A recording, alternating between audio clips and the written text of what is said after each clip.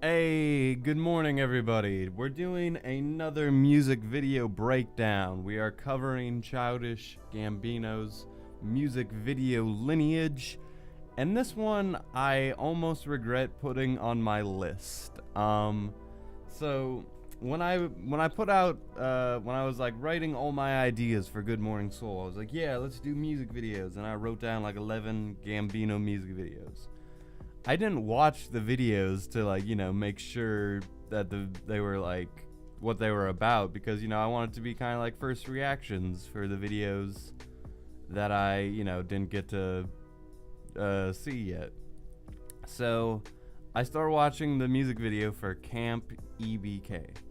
That is the music video. Came out in 2011. It was at the height of this peak in his life. November 18th, 2011. It doesn't even have 1 million views. It's been around for 7 years. Doesn't even have 1 million views. That's how you know we're in the underground. But I started watching it and I'm like, Bonfire, the song I just listened to, that's playing. And then I was like, oh, it's one of these stupid ass music videos. The music videos that will get under my skin the most are like the behind the scenes music video. There's usually at least one for every artist, and it's kind of just like them on tour or them kind of behind the scenes creating this thing. It's like them on stage, it's them putting the music together. Gambino, the clips that I see are like in this video are like him mostly in front of a crowd, mostly him behind the scenes, like putting the music together. Just a bunch of clips taken from whenever a camera is on him. And there's a couple cool little parts where the video just stops, and then there's this part where he is in the studio and the guy is asking him, like, oh, how'd you put that line together with the 69 joke? And I was like, okay, that's kind of cool. And then there was another part where it stops and we see him putting this choir together for I feel like I heard the song that this is a part of, but it's just a choir, and he is telling them how they're gonna be and all this, and they kill it. I thought that was really cool. I've never seen like a choir being put together in a studio like that before. I thought that was really cool. And he's not in like these full budget studios. It's really cool. This is obviously like a coming of age, not coming, that sounds kind of bigger than it is, but this is obviously like the Journey music video.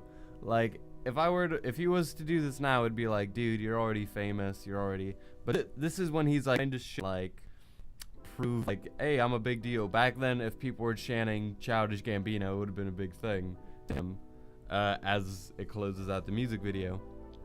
But nowadays, I feel like that would be commonplace. Like, he can sell out big ass venues now.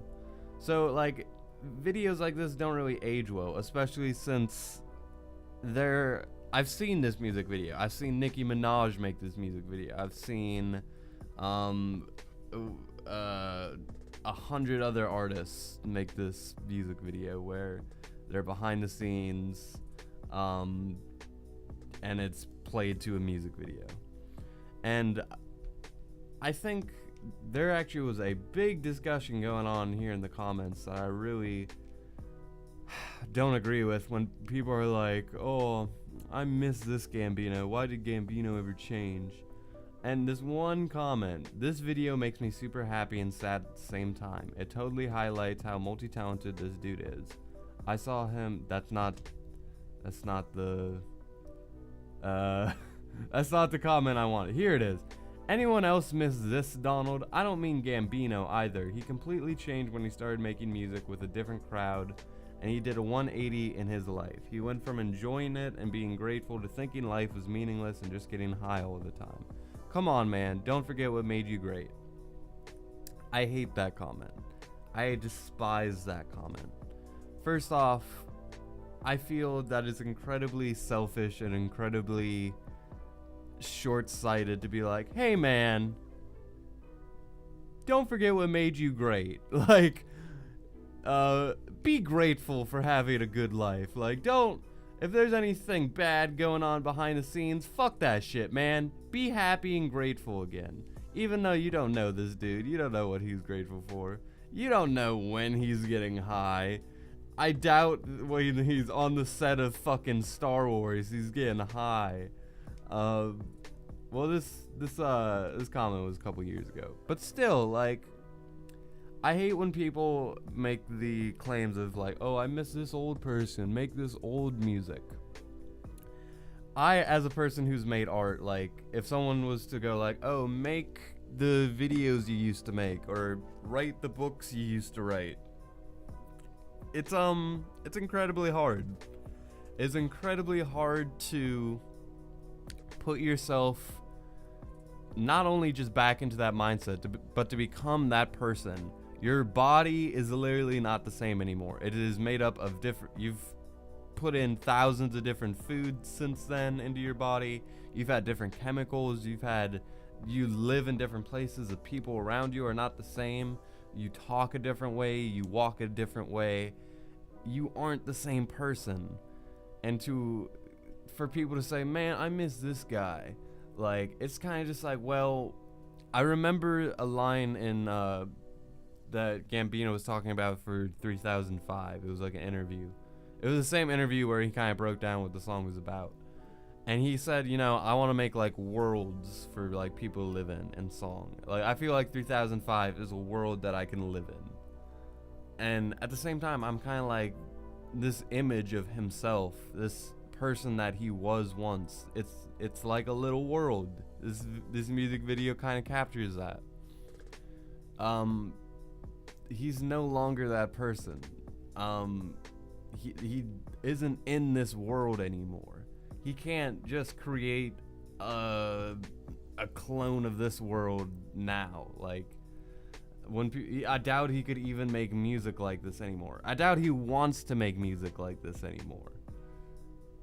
I really just hate those comments when people are talking about, oh, like the old him or like the old whatever. It's like, when you don't understand anything about like the artistry part of making this stuff. Like, this comes from your mind. It comes from you. And you as a person change all the time. You know, have you listened to songs that you listened to like 5 or 10 years ago, and you really love that music 5 or 10 years ago?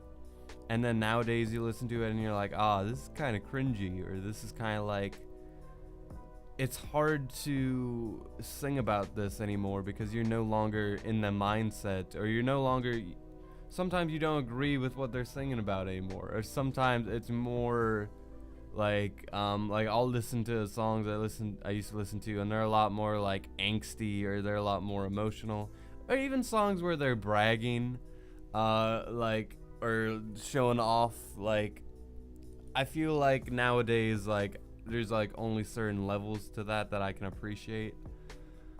And when I hear some of that stuff from back then, I'm just kind of like, I remember I used to like Hobson and shit, and he would like have songs or like Sag My Pants.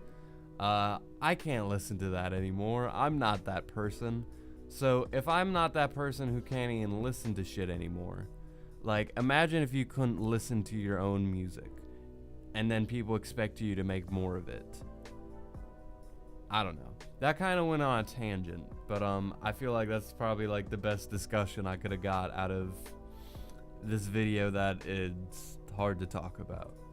Anyway, that's probably going to be it for today's video. I'll see you guys tomorrow with another episode, and until then, thank you for watching, and with that, I leave you.